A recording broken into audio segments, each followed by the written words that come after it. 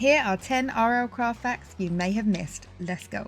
We all know what a blood moon is, but did you know that every night there is a 1% chance of a blood moon, meaning it's entirely possible to have 2 blood moons in a row, which I can say from experience, this is not fun early game. But blood moons aren't the only moon you want to look out for, as the necrovores will spawn in all biomes on a new moon. Also, another mob which is affected by the moon phases is the Epion, which only spawns in all biomes on a full moon, which is always on the first night of a Minecraft world, by the way. They are also a great choice for an early mount, if you can secure the treats in time.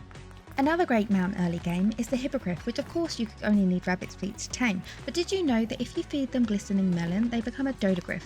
Although I should warn you, this doesn't seem reversible, so maybe test it on someone else's. Of course, some prefer using the Amphitheater as their first mount, however be warned, as of the 2.9.2 update, they now deal more damage while taming, so be prepared for their bite. It is no joke, as well as the Ice and Fire Dragon bites, which now properly scale the higher stage in age they are.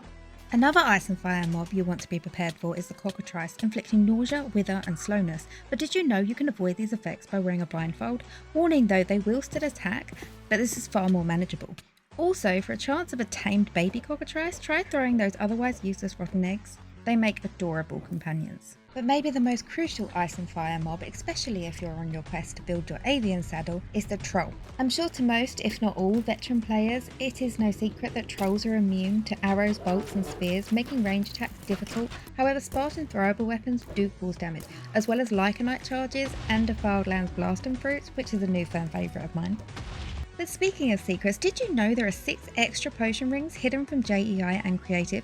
They can only be found in-game, most commonly found in the top tower of the 4 tower structures. These rings being Diamond Skin Ring, giving +4 armor toughness, the Magic Focus Ring, giving +75% magic damage, the Reach Ring, giving +0.5 reach distance, the Iron Skin Ring, giving +2 armor, the True Shot Ring, giving +3 projectile damage, and the Health Boost Ring, giving +4 max health. If you want to know more about secrets added to RLCraft in 2.9.2, check out my RLCraft Secret Easter Eggs video, which I'll link at the end of this video. But before you go in hunt of Easter eggs, did you know with the Ring of the Fairies, Failies and Goblin, you can scale walls like there are invisible ladders everywhere, minus SR Parasite blocks, Mushroom blocks and some bushes. Oh, and no tree punching cobblestone variants.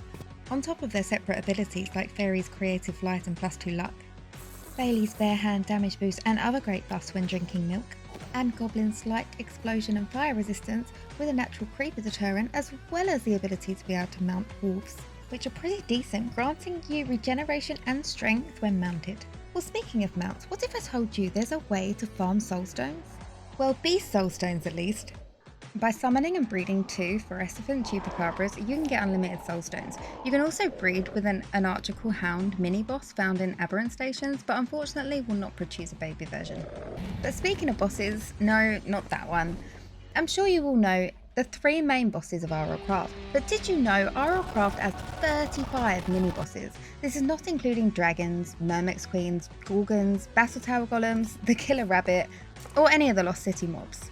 Lycanites alone adds 24 dungeon mini-bosses and 8 summonable mini-bosses. Defiled Lands adds 2 summonable mini-bosses. But best of all, there's giant player bosses, which gives us Shavaxi, who really doesn't want to look at me. So what order would you take on all these bosses? I'd love to know in the comments. Please like the video if you'd like to see more of this kind of content. Don't forget to check out the Secret Easter Eggs video, and thank you so much for watching.